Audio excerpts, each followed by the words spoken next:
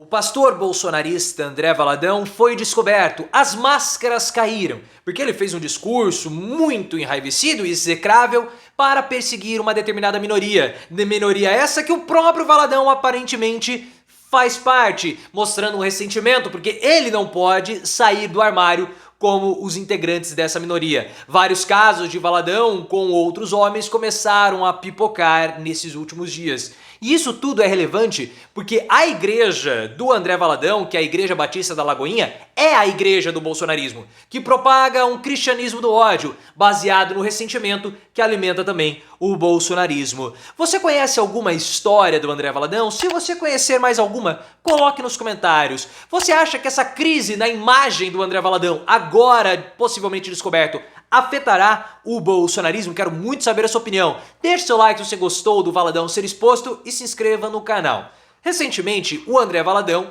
só para contextualizar, repercutiu de um modo muito negativo por conta de uma pregação que ele fez lá nos Estados Unidos, fazendo distorções do Antigo Testamento para perseguir um grupo de uma determinada minoria, que faz parte o João Willis, o Cazuza, que antigamente nós chamávamos de GLS. Não vamos usar esse termo porque vai denunciar a nossa idade. Mas para evitar problemas aqui com o alcance do vídeo, vamos chamá-los de LG, tá? Peço até desculpas pelos eufemismos que nós temos que usar, mas isso pode ser enquadrado como um discurso odioso e acaba afetando o desempenho do vídeo, ainda mais se tratando, né, de André Valadão e tudo que nós vamos falar. Então eu peço aqui a compreensão de todos vocês. Então o que ele fez? Ele fez uma adequação do Antigo Testamento para propagar a perseguição às pessoas LG.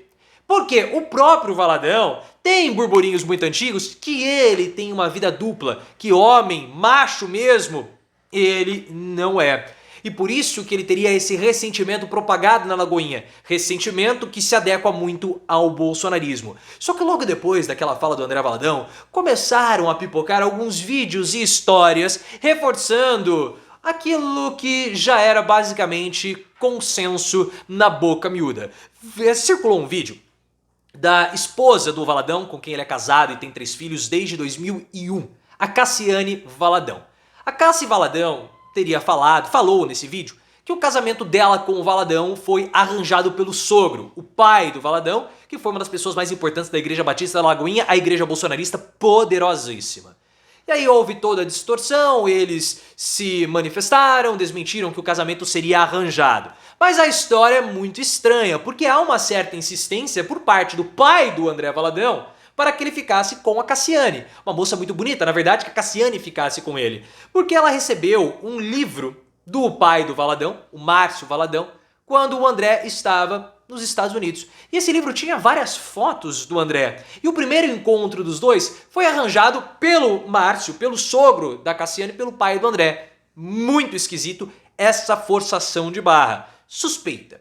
Mas aí, houve um vídeo que foi resgatado pelo Guga Noblat. Guga Noblat, que é filho do Ricardo Noblat, que foi Ricardo Noblat, colunista do Metrópolis, a gente cita muito ele aqui no canal, e o Guga Noblat foi integrante do CQC. Ele resgatou um vídeo de 2022, ou seja, não foi de hoje, não foi de ontem, não, um vídeo de 2022, do ano passado, do Bruno Sartori, que é um comunicador, um jornalista. Nesse vídeo de 2022, o Bruno Sartori, ele alega ter ficado com o André Valadão, isso em 2014. E que o André teria uma possível vida dupla entre o casamento e a verdadeira paixão dele, que são os homens. Que não há problema nenhum, mas há um problema para o Valadão. Porque como pastor, ele não poderia se assumir, nutrindo assim o ressentimento. Só que nós temos mais um escândalo, e esse é bastante curioso, podemos colocar assim, e é o que tem mais detalhes. Uma boneca, vamos usar aqui o termo boneca, novamente peço aqui a compreensão de todos vocês, porque tô tocando em pontos muito delicados aqui, tratando de tudo que aconteceu e toda a repercussão. Boneca é um homem que coloca roupas femininas, mas não é para fazer performance, mas sim para prestar serviços mais 18. Você entendeu? Novamente peço a compreensão de vocês. Vamos usar o termo boneca porque também é um termo utilizado. A boneca Thalita de Oliveira concedeu uma entrevista para a Isto É Gente, falando que o André Valadão a contratou por 2 vezes para prestar serviços íntimos. E ela deu detalhes desses serviços íntimos. Isso aconteceu entre 10 a 12 anos, há cerca de 10 anos, uma vez em São Paulo, na qual o André Valadão a contratou na rua e depois em Porto Alegre. E ela falou que o André Valadão, ele fez ali um carinho mais íntimo utilizando a boca sem o uso da proteção. Olha só. E ela falou também que o André seria passivo e que, durante o momento de intimidade, teria solicitado para ela usar boné e camiseta dele, porque na verdade o André Valadão gostaria que ela parecesse mais com homem, porque é isso que o animava. Então todos esses casos, se você tiver mais algum caso aí, pode colocar nos comentários para a gente poder saber mais.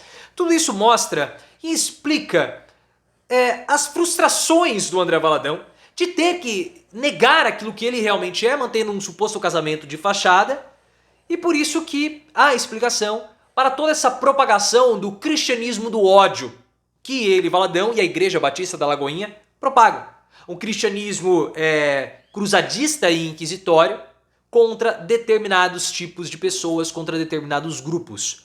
Um tipo de doutrina que de cristã não tem absolutamente nada, mas que é muito aderente ao bolsonarismo, porque o bolsonarismo eles são fracassados, são pessoas ressentidas, que não conseguem se livrar do ressentimento, por isso que eles são fracassados, assim como o Valadão, que não consegue ser aquilo que ele realmente é.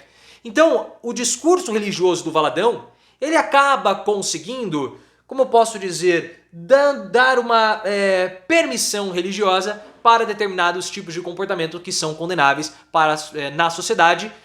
Não esses comportamentos de íntimo, mas comportamentos de perseguição, de ataques, como o André Valadão propagou nas falas dele. Então essa igreja é a igreja do bolsonarismo, que se tornou uma religião, a gente sabe disso. O bolsonarismo tem interpretações próprias da Bíblia, como o próprio Valadão, tem dogmas próprios e até um templo próprio, que é a Igreja Batista da Lagoinha, frequentada por Michele, frequentada por Damares, frequentada também por Nicolas Ferreira, que replica exatamente as mesmas coisas que o André Valadão faz ou fala, tudo isso no seu mandato como deputado federal, e nós já falamos dos ataques que ele tem feito a Duda Salabert, link aqui no card. Portanto, eu vejo que há uma possibilidade de todos esses escândalos do Valadão, não vou dizer que eles vão arrefecer o bolsonarismo, mas acabam afetando um pilar importante de sustentação da Igreja Batista da Lagoinha, que é um pilar de sustentação do bolsonarismo. E não acabem, não subestimem a força